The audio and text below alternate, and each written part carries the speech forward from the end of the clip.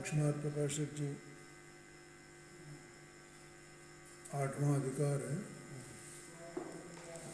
और इसमें उपदेश के स्वरूप के अंतर्गत अनुयोगों में जो दोषपूर्ण कल्पनाएं की जाती हैं उनका निराकरण यहाँ किया है पंडित साहब ने। तो ये प्रथमान योग में दोष कल्पना का निराकरण चल रहा है विषय। देखो मतलब दोष कल्पना का मतलब ये हुआ कि कल्पित रूप से उसमें दोष निकालना, कल्पना करके। हाँ, दोष है नहीं, अनुयोग में है। दोष कैसे होगा? अनुयोग का जो कथन है, वर्णन है, तो वो दोषपूर्ण कैसे हो सकता है? लेकिन उसमें दोष की कल्पना करना, ऐसा कहना कि नहीं नहीं ये ठीक नहीं है, ये ठीक नहीं। जैसे उदाहरण के लिए इसमें श्रृंगारिक कथन आते हैं, श्रृंगार के कथन, नगर का श्रृंगार, किसी स्त्री का श्रृंगार, उसके अंगोपांगों का वर्णन श्रृंगार रस में, तो अपने को कैसा लगता है कि नहीं ये नहीं होना चाहिए, इससे तो हमें राग द्वेष होते हैं, इससे तो जीव की काम कसाय काम वासना बढ़ती है। तो ये अन्यथा दोषपूर्ण कल्पनाएं हैं, उसमें दोष निकालना,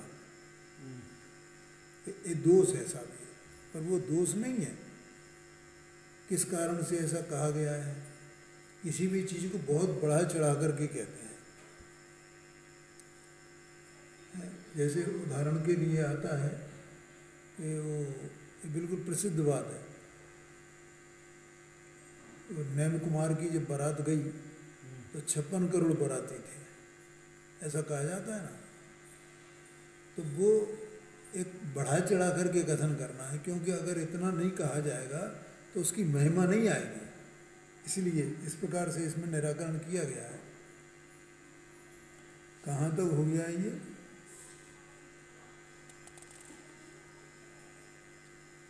ये मेरे ख्याल से अंतिम चल रहा है, इसमें अंतिम पैरा।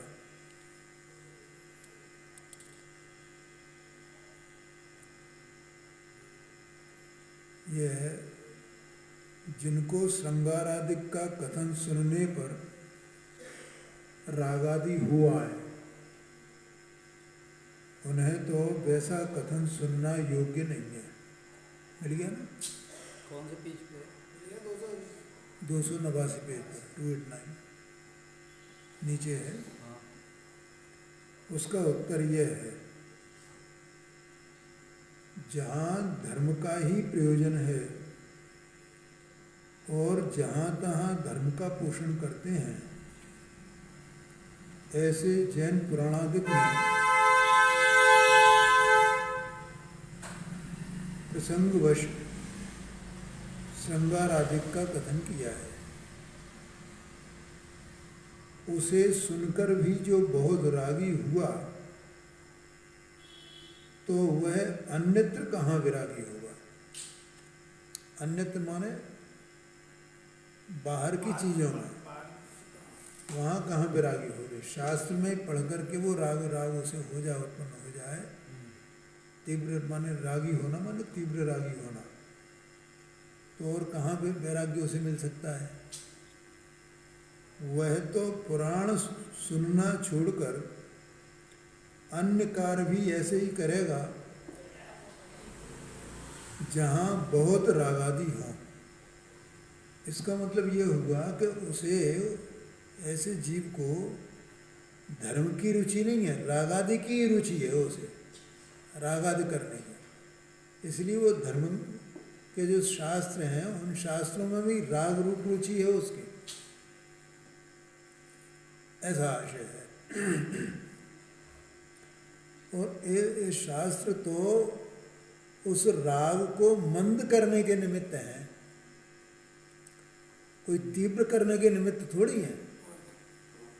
तो ऐसे पदार्थ, ऐसी वस्तुएं, ऐसे माहौल जो तीव्र राग करने के ही निमित्त हैं, तो वहाँ वो वैरागी कैसे हो सकता है? नहीं होते हैं जी, वो बुराई की दृष्टि ढूंढते हैं, इसमें कमी ढूंढते हैं, चाहे वो हाँ, शास्त्र हो, हाँ, हाँ। चाहे सामाजिक हो, चाहे बिल्कुल बिल्कुल। इसलिए उसको भी पुराण सुनने से थोड़ी बहुत धर्म बुद्धि हो तो हो, अन्य कार्यों से तो यह कार्य भला ही है। समझ में आया ना? देखो क्या है कि इसमें जैसे जो कथन आते हैं प्रथमान युग के, तो प्रथमान युग के ऐसे जो कथन आते हैं उनको गौण रखना, और उसमें मुख्य प्रयोजन क्या है उसको मुख्य रखना।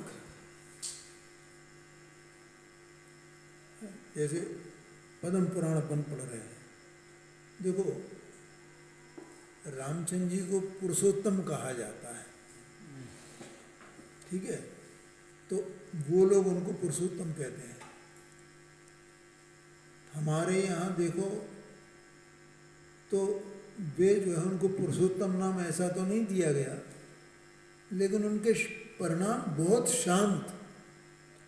तो हम उसमें जब पढ़ें, उसकी स्वाध्याय करें, तो हम ये देखें कि अनेक प्रकार की, विभिन्न प्रकार की जो प्रतिकूल परिस्थितियों में भी वे रामचंद्र जी शांत। मतलब शांत कैसे रहते हैं, शांत कैसे रहते हैं, ये देखना चाहिए हमें।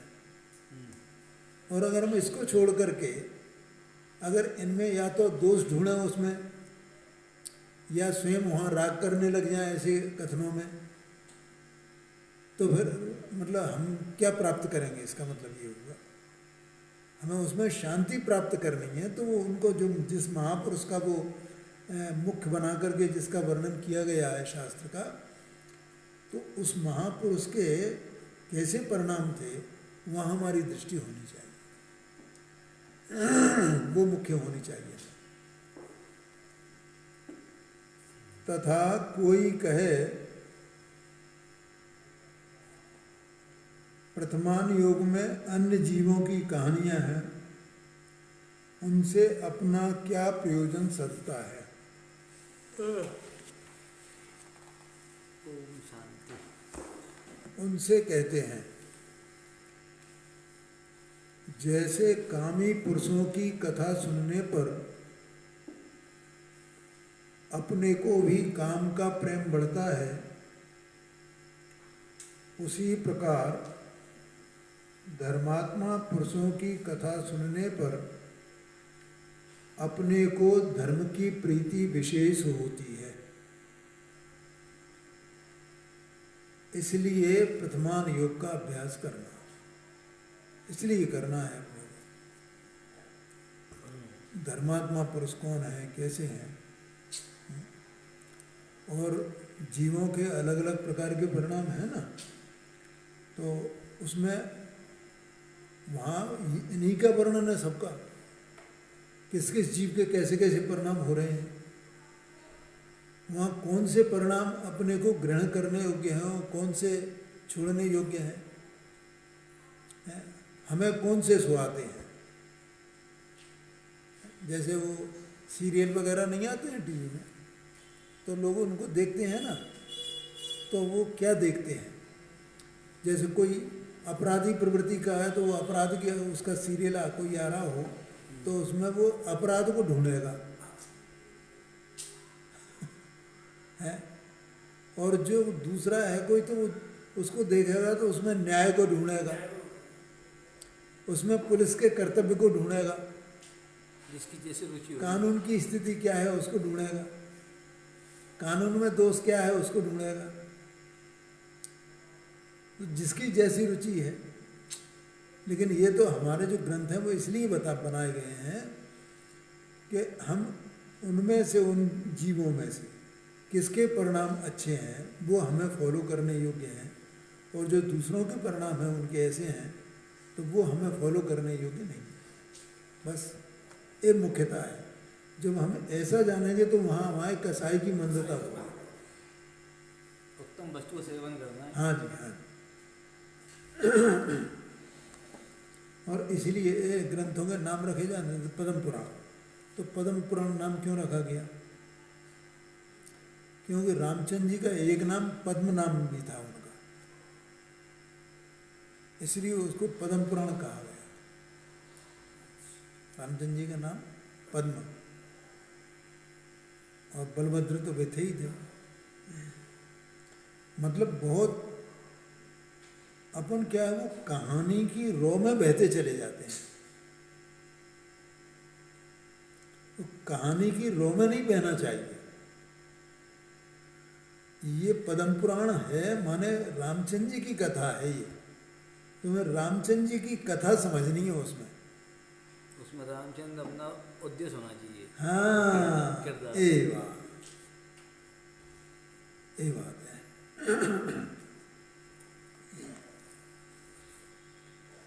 आगे कहते हैं, देखो इसमें करणान योग के में दोष कल्पना का निराकरण तथा कितने ही जीव कहते हैं कि करणान योग में गुणस्थान मार्गणादिक का व कर्म प्रकृतियों का कथन किया, त्रिलोकादिक का कथन किया, सो उन्हें जान लिया कि यह इस प्रकार है और यह इस प्रकार है। इसमें अपना कार्य क्या सिद्ध हुआ? भाई ठीक है, प्रथमान योग से हमारे कसाई की मंदता होती है, द्रव्यान योग से हम वस्तु स्वरूप समझते हैं, चरणान के अनुसार आचरण पालन कर सकते हैं। लेकिन एक करणान योग में क्या है, ये बता दिया कि ये दीप समुद्र है, ये फलाना है, ये इतने अकृत्रिम चैतालय हैं, अथवा तो गुणस्थान का वर्णन किया है, मार्गण स्थान का वर्णन किया है।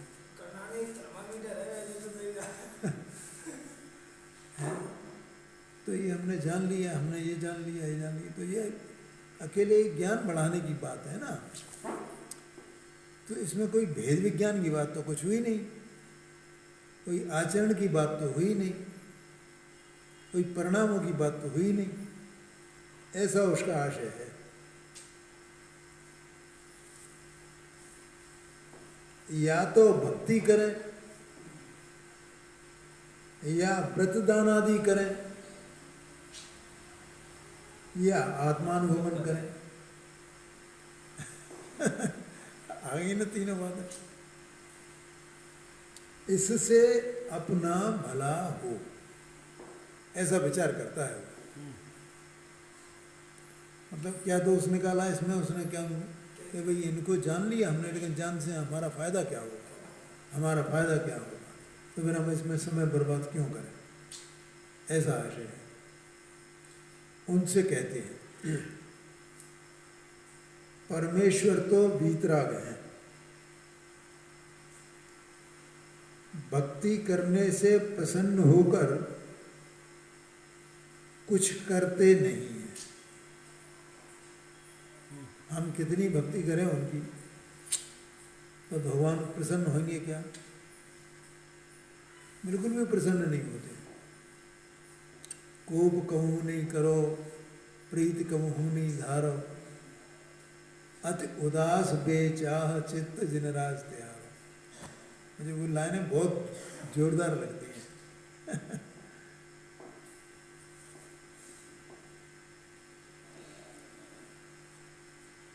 भक्ति करने से कसायमंद होती है, उसका स्वयमेव उत्तम फल होता है। भक्ति में बस कसाय की मंदता होती है, भगवान तो कुछ करते नहीं। सो करणान योग के अभ्यास में उससे भी अधिक मंद कसाय होती है, हो सकती है। ख्याल में आया कि नहीं आया?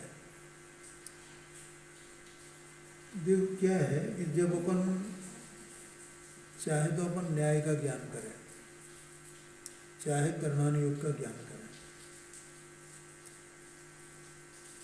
अपने अगर जिज्ञासा है, उसको समझने की रुचि है, तो हमारे कसाई की मंदता नियम से होगी।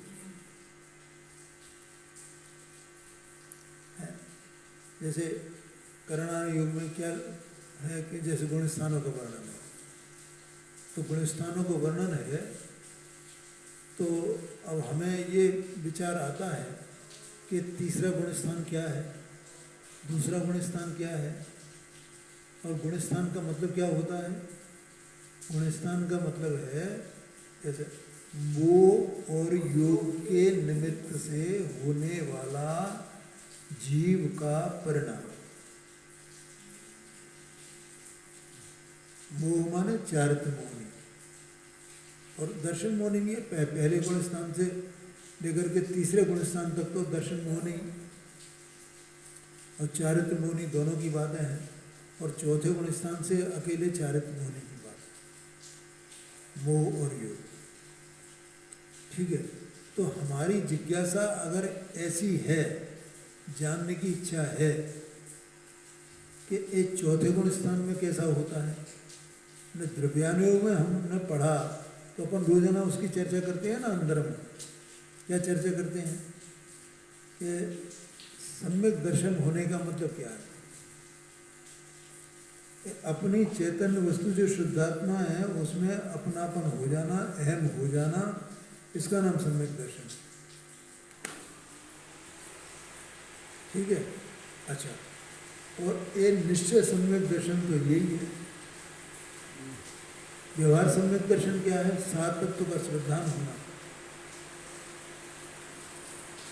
अब देखो कि सात तत्व का श्रद्धान कैसा होता है और कैसे होता है,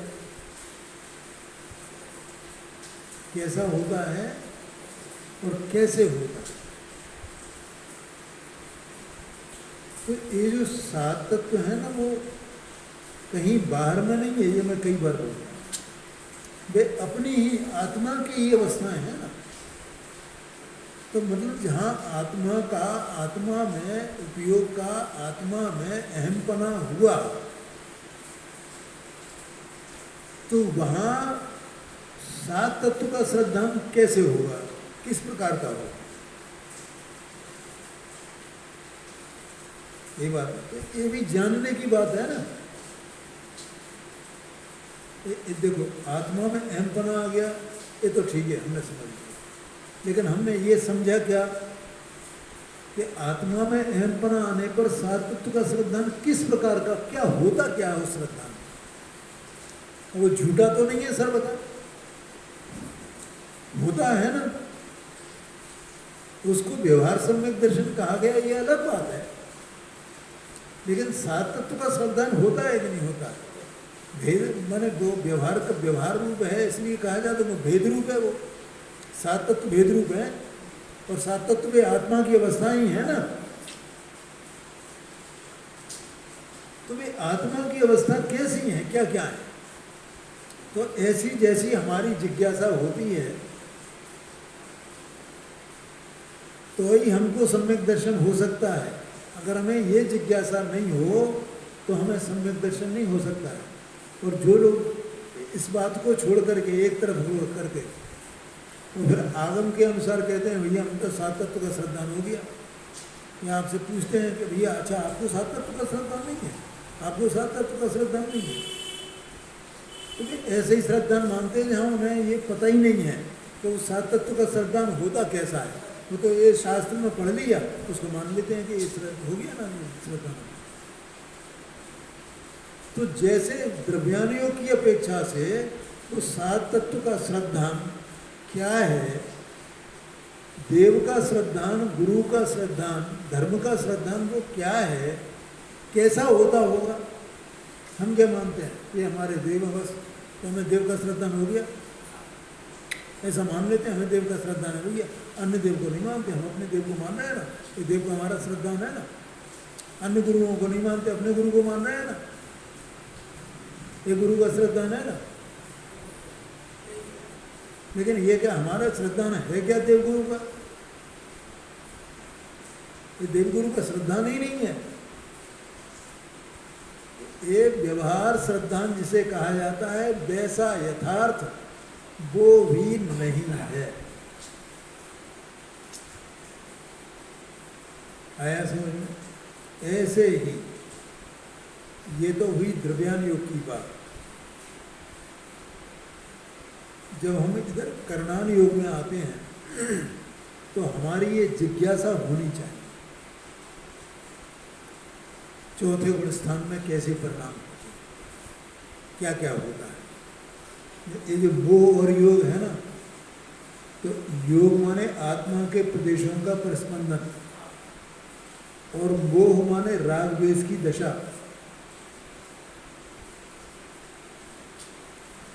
तो जैसे पहले गुण स्थान में जो राग द्वेष की दशा है और चौथे गुण स्थान में जो राग द्वेष की दशा है, तो उसमें अंतर होएगा कि नहीं होएगा?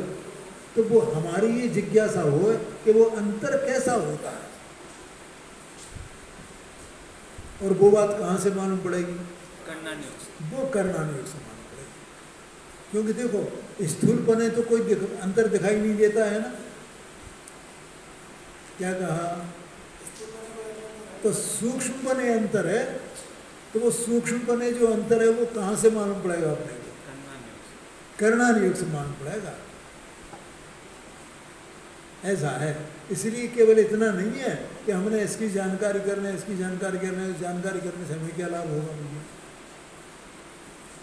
इसी की जानकारी के महाराज और परमात्मा कितने सुखी है। हाँ जी, हाँ जी, हाँ मैं काम ये तीनों में। हाँ हाँ बिल्कुल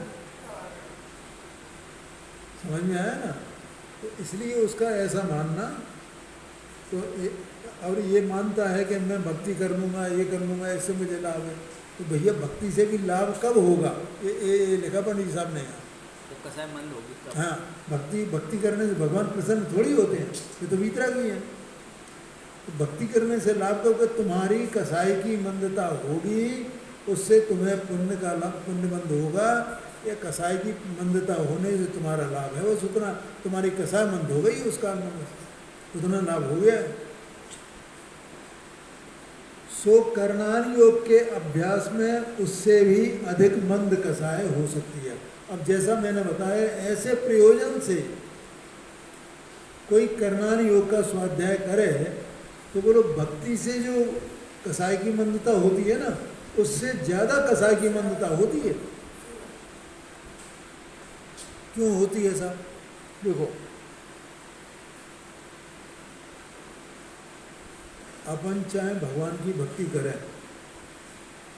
और चाहे अपन नमोकार मंत्र की जाप करें, अपना उपयोग स्थिर नहीं रहता है। भक्ति करने के काल में भी स्थिर नहीं रहेगा, गारंटी से। मतलब ये तो उसकी बात है जो वास्तव में भगवान की भक्ति कर रहा हो, तो वहाँ उसकी कसाई की मंदता हो कुछ, तो भी उपयोग स्थिर नहीं रहता है। लेकिन कर्णान योग का अभ्यास करेगा तो उपयोग स्थिर हुए बिना उसका कर्णान योग का अभ्यास होगा ही नहीं।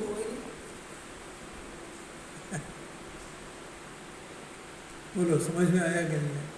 यहाँ तो दोष जो कल्पित दोष जो उठाए जा रहे हैं उनकी बात चल रही है, उनका निराकरण।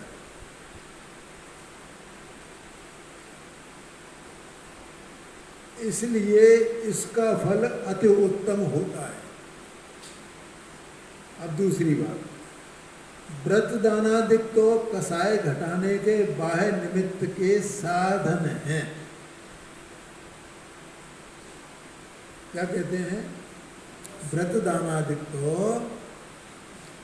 कसाय घटाने के बाह्य निमित्त के साधन हैं। माने क्या कसाय घटाना?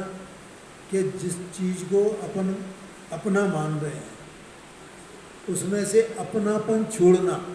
दान का प्रयोजन ये है। दान का प्रयोजन ये नहीं है कि मैंने इतना पैसा दिया है और वो मेरा नाम इसमें बोल दिया जाए। वो दान का प्रयोजन नहीं है। माने वो दान उसका कोई लाभ नहीं है। तो भैया मैंने देखो 1 लाख रुपए की गोली ली है, सारा जगत जान ले, 5 लाख की गोली ली है तो सब जान ले, ये तो तीव्र कसा है भैया। ये तो मान मान मान का वो है। हाँ हाँ, जिसमें दान का जो परिभाषा है ना अथवा सूत्र वो यही है, जिसमें अपनापन है ऐसी वस्तु में उसको छोड़ करके दूसरे को दे देना जो दूसरे के लिए उपयोगी है, और उसमें से अपनापन छूट जाना, इसका नाम दान है। ठीक है, तो अब ऐसे दान से क्या होता है, कसाई घट गई ना, तो कसाई घटाने के बाह्य निमित्त के साधन हैं ये दान आदि, बाह्य निमित्त के साधन है। और करणान योग का अभ्यास करने पर वहाँ उपयोग लग जाए तब रागादिक दूर हो जाते हैं। सो यह अंतरंग निमित्त का साधन है, रागादिक दूर करने का क्या चीज, करणान योग का अभ्यास। और दानादिक देना बाह्य साधन है, वे बाह्य निमित्त के साधन है, कसाय घटाने के, माने वे बाह्य निमित्त कह लो, बाह्य साधन कहो उनको, और ये अंतरंग साधन कहो, और प्रयोजन दोनों का एक ही है। कौन सा, कसाय घटाने का, ये बात है। और ये अंतरंग निमित्त है, इसलिए यह विशेष कार्यकारी है, ये विशेष कार्यकारी है। वहां तो एक बार को आपका उपयोग ही चला जाए दान नहीं कर, लेकिन इसमें तो कोई मतलब वो नहीं है ना, कोई मौका नहीं है, कोई चांस नहीं है ना इसमें दूसरे प्रकार का उपयोग होने का है। व्रतादिक धारण करके अध्ययन आदि करते हैं ना, व्रतादिक धारण काय के लिए किए जाते हैं, अध्ययन वगैरह के लिए। व्रतादिक धारण करना माने कि हिंसा, झूठ, चोरी, कुशील के जो हमारे परिणाम चलते हैं उन परिणामों से विरत हो जाना। तो विरत होकर के करोगे क्या, वैसे ही बैठे रहोगे, तो अध्ययन करने के लिए है वो, तो अपना सब समय निकाल करके और अपन उसमें अध्ययन में लगे, अध्ययन आदि करते हैं। अब आत्मानुभव की बात कही, तथा आत्मानुभव सर्वोत्तम कार्य है, परंतु सामान्य अनुभव में उपयोग टिकता नहीं है। क्या कहा, देखो जो छदमस्त है ना, वो क्या आत्मानुभव करें, तो आत्मानुभव सामान्य माने जो अनुभव है वो कब तक रहेगा भैया तुम्हारा,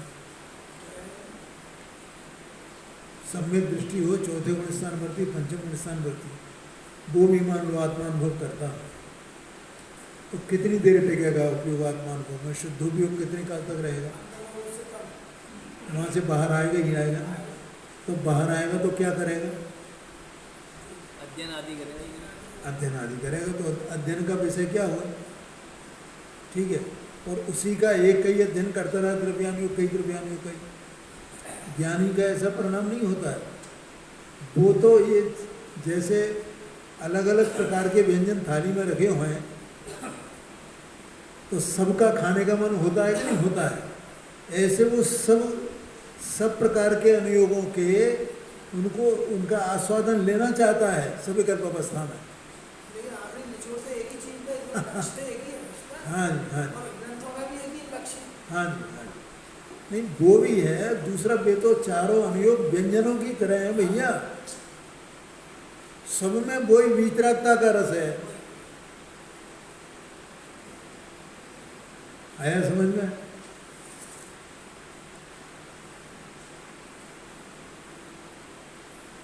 सामान्य अनुभव में उपयोग टिकता नहीं है, और नहीं टिकता तब अगर ये करणान योग इत्यादि के स्वाध्याय नहीं करे, अध्ययन नहीं करे, तो अन्य विकल्प होंगे। वहाँ करणान योग का अभ्यास हो तो उस विचार में उपयोग को लगाता है, क्योंकि करणान योग सूक्ष्म है, उसमें उपयोग बहुत गहराई से लगाना पड़ता है, ये समझ लेना।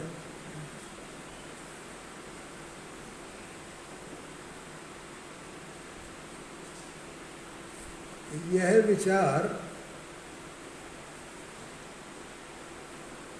विचार माने करणान योग का विचार, करणान योग का चिंतन, उसका अध्ययन। वर्तमान भी रागादिक घटाता है और आगामी रागादिक घटाने का कारण है। वर्तमान के रागादिक घटाता है और आगे भी रागादिक नहीं होए, माने रागादिक घटें, इसका कारण है वो, क्योंकि वह सूक्ष्म चर्चा है ना, ये बात है। इसलिए यहाँ उपयोग लगाना, ऐसा कहा पंडित साहब ने। कोई प्रश्न तो पूछ लेना भैया। इससे नहीं आया हमें, और कोई प्रश्न है बाद में करें। हाँ ठीक। जीव कर्मादिक के नाना प्रकार के भेद जाने। क्या हुआ? देखो, ये जो करणान योग है ना, इस करणान योग में काय की मुख्यता है? जीव के परिणाम और कर्म, इन दोनों का जो निमित्त नैमित्त भाव है सूक्ष्म, उनकी चर्चा है इसमें। समझ में आया? इसलिए जीव कर्मादिक ऐसा लिखा हुआ कि नाना प्रकार के भेद जाने, उनमें रागादिक करने का प्रयोजन नहीं है। वहाँ पर जीव के परिणाम कैसे हैं, कर्म के परिणाम या कर्म की दशा कैसी है, तो उसको जाने, तो जान करके वहाँ रागादि करने का तो प्रयोजन है ही नहीं। प्रथमान योग में तो कदाचित रागादि करने का प्रयोजन हो जाता है, लेकिन यहाँ तो वो प्रयोजन ही नहीं है रागादि करने का, यहाँ तो मात्र जानने का प्रयोजन है। इसलिए रागादिक बढ़ते नहीं है।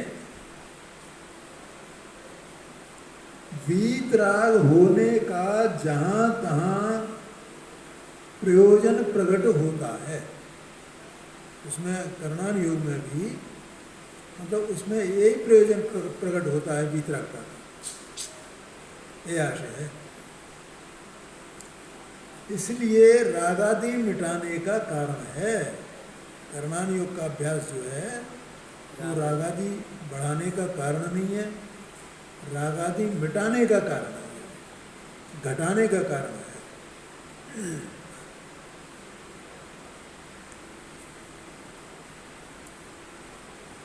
यहाँ कोई कहे कि कोई कथन तो ऐसा ही है, परंतु माने ये जो करणान योग में जीव के कर्मादिक के जो निमित्त नैमित्त भावों का जो सूक्ष्म वर्णन किया गया है, ये तो ठीक है, इसमें तो कोई बात नहीं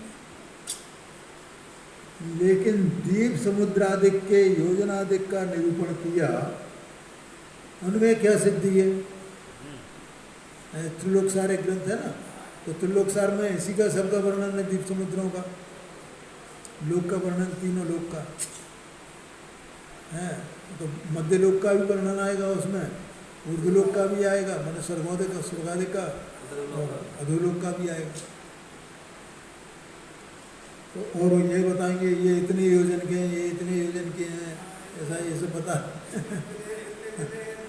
हाँ, तो इसका प्रश्न है, उनको जानने से क्या प्रयोजन है भाई, उनसे क्या सिद्धि है?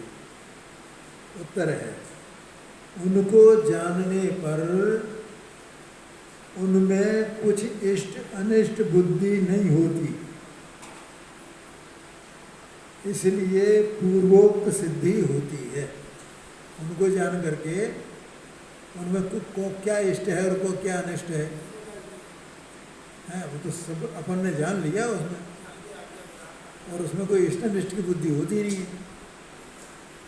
इसका मतलब उससे रागादिक बढ़ते नहीं है, बल्कि वे घटाने के ही कारण हमारा अपन उपयोग अपना सूक्ष्म करके लगाए तो, और जानने का कारण भी है। देखो एक उदाहरण मैं देता हूँ। जैसे ये अपना अष्टांगिका में जो नंदीश्वर द्वीप है, तो 8वां द्वीप है ना नंदीश्वर द्वीप, तो वहाँ 52 चैत्यालय कैसे बने हैं, कौन कौन सी किस किस दिशा में कैसे कैसे हैं, ये सब कर्णान योग का वर्णन है। तो कभी विचार किया, कोई बता सकता है कि कैसे वर्णन है भैया उसमें? एक एक दिशा में 13 चैत्यालय कैसे हैं? कभी अपन ने उपयोग ही नहीं लगाया होगा। हाँ जी, हाँ जी। लेकिन अगर अपना उपयोग लग जाए और अपने को जानने में आ जाए तो कैसा लगेगा अपने को? वाह, क्या गजब है, कैसे हाँ, ऐसा है। तो उसी प्रकार से यहाँ द्वीप समुद्रादिक में भी ऐसे ही है।